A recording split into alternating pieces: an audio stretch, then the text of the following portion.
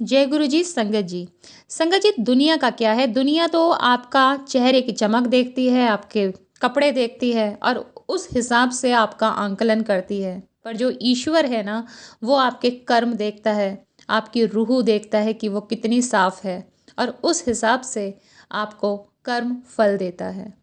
जब भी हम कोई कर्म करें तो हमें ये सोचना चाहिए कि ऊपर वाले का जो कैमरा है ना, हमेशा ऑन है और वो आपको देख रहा है। एक बार की बात है, एक नौजवान, उसके घर के दरवाजे पर दस्तक होती है, नॉक नॉक कोई करता है और वो जाकर दरवाज़ा खोलता है। दरवाज़ा खोलता है तो एक बहुत ही सुंदर, लंबा चौड़ा, एक संत टाइप आदमी वहाँ पर उसे दिखता है। जब दरवाज़ा खोलता है तो वो बोलता है, आप कौन हैं? तो वो बताता है कि तूने मुझे पहचाना ही नहीं। तू रोज़ मुझे बुलाता है कि भगवान कब दर्शन दोगे, और आज मैं आ गया हूँ तो तू मुझे पहचान ही नहीं रहा है। तो वो बोलता है संत महाराज कि भाई, मैं सिर्फ तुम्हें ही दिखूंगा और किसी को नहीं दिखूंगा। इतने में पीछे से आवाज़ लगती है उस नौजवान की माँ की कि आजा, चाय बन गई है, क्या कर रहा है बाहर खड़ा होकर? क्योंकि माँ को तो वो दिख ही नहीं रहे हैं संत महाराज, वो भगवान। तो वो उन्हें अंदर बुला लेता है। उसके बाद रोज़ की तरह उस चाय को पीता है और चाय उसे हमेशा की तरह बेकार लगती है और माँ से कहता है, क्या माँ, इसमें चीनी इतनी डाल दी, और ये और वो शुरू कर देता है। फिर उसे लगता है नहीं नहीं, भगवान बराबर में बैठे हैं, मुझे माँ से ऐसे नहीं बात करनी चाहिए। फिर वो बोलता है, कोई बात नहीं, चलो मैं पी लेता हूँ। उसके बाद नाश्ता लगता है।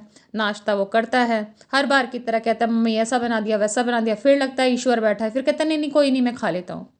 उसके बाद वो रास्ते में ऑफिस के लिए निकलता है, गाड़ी में बैठता है और सीट बेल्ट लगाता है तो ईश्वर से भी कहता है, आप भी लगा लो, ताकि भगवान इम्प्रेस हो कि वो कितने रूल्स फॉलो कर रहा है। अचानक से गाड़ी में फ़ोन आता है, फिर वो फ़ोन उठाने लगता है। फिर उसे लगता है कि अरे, वो बोलेंगे कि चलते वक्त गाड़ी में तू फ़ोन उठा रहा है, तो वो साइड में गाड़ी लगाता है।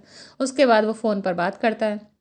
अब फ़ोन पे फ़ोन आता है कि मेरा ये काम करवा दोगे? तो वो पूछता है कि हाँ, काम तो मैं करवा दूंगा, ऊपर की कमाई कितनी दोगे तुम मुझे, रिश्वत कितनी दोगे इस काम की? अब क्योंकि उस दिन भगवान बराबर में बैठे थे तो ये रिश्वत वर्ड कैसे यूज़ करेगा? तो वो बोलता है कि हाँ हाँ, काम हो जाएगा, आ जाना, मैं ऐसे ही कर दूंगा। तो उस दिन उस पर्टिकुलर डील में उस आदमी ने बिना रिश्वत लिए पूरे सफाई से काम करने की ठानी। उसके बाद वो ऑफिस जाता है, जहाँ रोज़ अपने जूनियर स्टाफ के ऊपर चिल्लाता था। उस दिन वो बिल्कुल भी नहीं चिल्लाता, क्योंकि उसे पता है भगवान साथ में है या वो देख रहे हैं, हर पल उनके साथ घूम रहे थे भगवान। उसके बाद वो शाम को अपने घर आता है वापस, और माँ खाना लगा कर बैठी होती है। उस टाइम वो पहला निवाला बोलता है, प्रभु आप खाइए। प्रभु कहते हैं, ठीक है, मैं खाता हूँ। प्रभु वो पहला निवाला खाते हैं।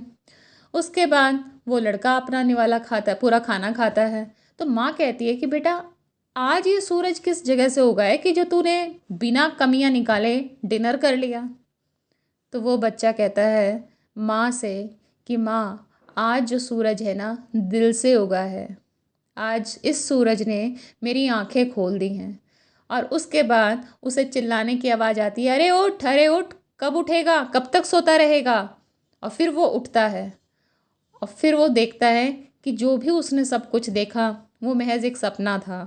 तो सपने से उठने के बाद उससे एक बहुत बड़ी सीख उस इंसान को मिलती है कि कभी भी कर्म से, अपने कर्म पथ से भटकना नहीं है। अपने कर्म अच्छे रखने हैं, रिश्वत नहीं लेनी है, भ्रष्टाचार नहीं करना है, दूसरों की मदद करनी है, किसी पर बेवजह चिल्लाना नहीं है। माँ जब आपके लिए खाना परोस कर लाती है, चाहे वो माँ है, बहन है, बेटी है, वाइफ है, वो जब भी आपके लिए खाना परोस कर लाती है उसमें पूरी इमोशंस, भावनाएं, कि बच्चे को ये पसंद है, मैं ये बनाती हूँ, लेकर आती है, और उसमें अगर आप कमी निकालते तो माँ को कैसा लगता होगा। तो इसलिए हमेशा अच्छे कर्म कीजिए, किसी को इंटेंशनली अनइंटेंशनली हर्ट मत कीजिए। और उसने उस दिन उस सपने से यही सीखा। तो अगर आप अपने कर्म अच्छे रखते हैं, दूसरों के लिए सेवा भाव रखते हैं, तो हर कदम पर भगवान आपके साथ हैं, हर परिस्थिति से वो आपको ऐसे ही निकाल लेंगे। तो बस अपने गुरु जी का सिमरन रखिए, उन पे भरोसा रखिए, क्योंकि वो ऑलरेडी आपकी बाँह पकड़ चुके हैं।